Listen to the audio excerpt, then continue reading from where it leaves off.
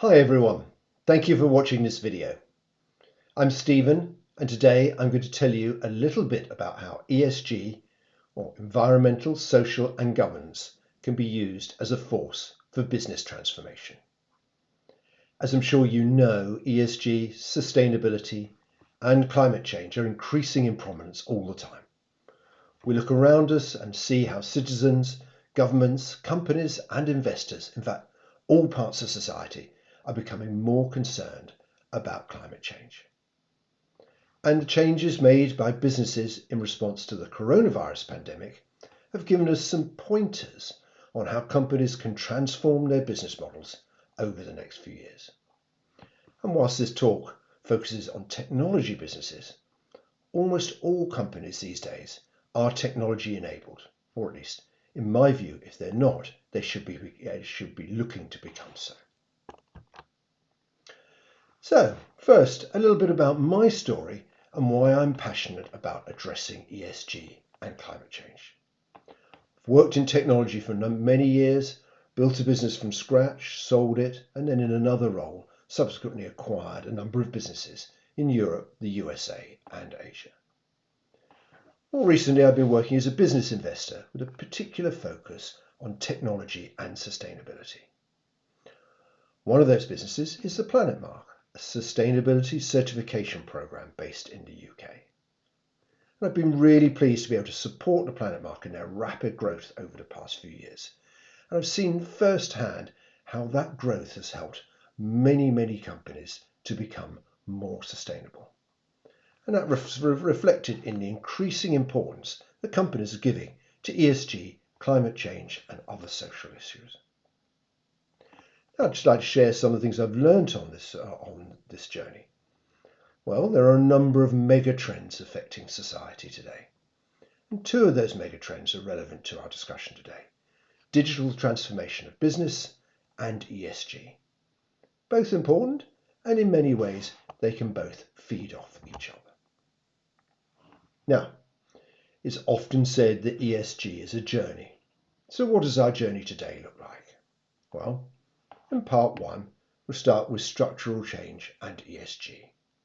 And in part two, we're going to move into how technology can work at a macro level, and then drill down into what some individual tech companies are doing, and finish up with a short peek into what the future might look like. Of course, 2020 did not pan out how anyone envisaged, so there is always an element of guesswork in looking into the future.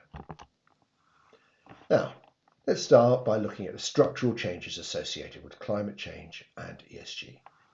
We'll set the scene and it will frame our conversation for the rest of the talk. I'm sure everyone has seen this graph or a variant of it before. It shows atmospheric CO2 levels over the last 400,000 years, or 3 glacial cycles. Now you can see the levels of CO2 fluctuated historically, but it wasn't until we started burning fossil fuels in large quantities in the 19th century that the levels shot up to where we are today. Now, the oceans and land are currently absorbing about half the emissions, so that the rest remains in the atmosphere. You look at this graph, you know nothing else about it, you'd say this looks like the potential for a crisis. Now, I think it may have been Winston Churchill who first said, "Never let a crisis go to waste," and I think that's certainly the case here. There are opportunities for businesses to use ESG as a force for transformation. There are opportunities to change business and society in a way that benefits us all. So let's focus for a minute on what's happening right now in terms of climate change. On the current trajectory, from the past few years, we'd be at 4 degrees warming by the end of the century. Now, it's important to note, at -4 we were in an ice age, so +4 would be pretty dramatic. We're above 1 degree so far, aiming for 1.5 at the maximum, or well below 2 degrees average global temperature increase. Now, the difference between 1.5 and 2 degrees does not sound much, but it will be very significant. And even keeping things to 1.5 degrees is a huge challenge. And what does 1.5 degree or 2 degree look like in reality? Now, here's a useful infographic from the WWF, and I encourage you to download it. It's really good. I'm not going to go into in detail, but I found it really helpful in explaining to people why half a degree is so significant. Just look at the loss of biodiversity, potential for thousands of species to go extinct, possibly the loss of all coral reefs by the end of the century. And on a social perspective, maybe 400 million people exposed to severe drought, millions of people losing their homes and livelihoods from rising sea levels. Overall, not a pretty picture. And we're already seeing the effects of climate change right now on people, the environment, biodiversity, economies, etc. It's in the media all the time. Climate change is a real social issue and a huge business and economic risk. But some good news. People's attitudes are changing rapidly. If we look, we'll see in the media, we can see that citizens or the public have woken up to the environmental challenge. Lots of stats on this slide, just to pick out a couple. The mismatch between people want and what they have. For example, battery storage. 60-something% of people would like it in their homes. 2% of people have it, mainly because it's really difficult to organise at the moment. In the first half of 2020, see the enormous growth on Google searches about sustainable lifestyles. There clearly is an appetite for this. This is both a challenge and an opportunity for businesses to transform their business models and help people to build back better. Now, any discussion about the climate and environment, it's almost obligatory to mention Blue Planet 2, the most watched show in the UK when it aired. Shows, I think, the impact that trusted media can have on attitudes. Only talked about plastic for a few minutes, but it sparked a global plastic revolution. Really helped to change people's attitudes towards single-use plastics. I think it also shows the power of the visual and the narrative in driving change, something we should all remember in our own businesses. The right message can change attitudes fast, can reflect whether we all talk enough, and I think we should reflect about whether we all talk enough about the positives of ESG in our businesses. Many of us are doing lots of great things in businesses on environmental, climate change, reducing carbon, becoming more inclusive in our business policies and our recruitment and other social policies. And yet, do we talk about it enough? Because the more we talk about it, the more we help to make it a normal part of society, and the more we encourage other people to do the same thing.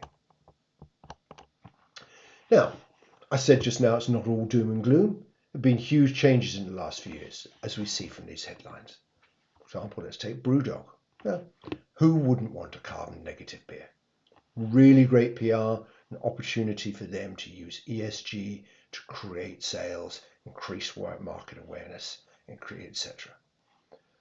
At the other end of the spectrum, you could say, well, we have China's pledge to get to carbon neutral. A huge change of attitude by the Chinese government. Now, of course, I'm not sure how they will do this while still building coal-fired power stations, but it does show the enormous size of the opportunity for businesses in general and technology businesses in particular. We mustn't forget we're currently in the first year of the UN Decade of Action. That was a term coined by the UN, adopted by companies to reflect the size of the challenge that has to be that we have in between 2020 and 2030. Now, unfortunately, because of COVID, I think it's taken something of a back seat in terms of discussions this year, but it's still really, really important and emphasizes the importance of the next 10 years in transforming how we use energy, getting us on the right track to get to becoming carbon neutral as a global society. If we then look at what governments are doing and how governments' their commitments on climate change, there are some countries, I think it's Suriname and Bhutan, who are already carbon neutral or claim to be so. But let's look at the major economies. Everyone is moving on this. Pick out a couple. Well, the UK is doing well. It's in law, getting to carbon neutral is in law. But I think until recently has been behind on implementation. Government at the end of 2020 is trying to catch up. I think COP26 conference at the end of 2021 will drive significant action by the UK during 2021. The other end of the spectrum, we've got China. Really great that they're joining the party and are now getting serious about climate change. We have the USA. Under the Trump government was an outlier. With the new government, the new Biden administration is likely to come back into the mainstream on climate change. And any discussion on this, you have to consider the effect of the US election, where a Biden government will clearly give much higher prominence to climate change and ESG as a whole. Sometimes, it actually is interesting in the United States, the federal government is not as important as people sometimes think, particularly with climate change. One of the great advantages of a federal system and a capitalist country is that, first of all, states and cities are doing their own thing. And companies, capitalist society, companies are certainly doing their own thing, seeing lots of commitments from companies, big tech, and from other types of companies on all parts of ESG. When we look at a state level, well, let's not forget Texas. As they say, everything's bigger in Texas. But it's also bigger on the climate change. Texas is now the 5th largest generator of wind power and employs some 25,000 people employed in support of wind generation. Huge numbers for a state which is historically associated with oil and gas production.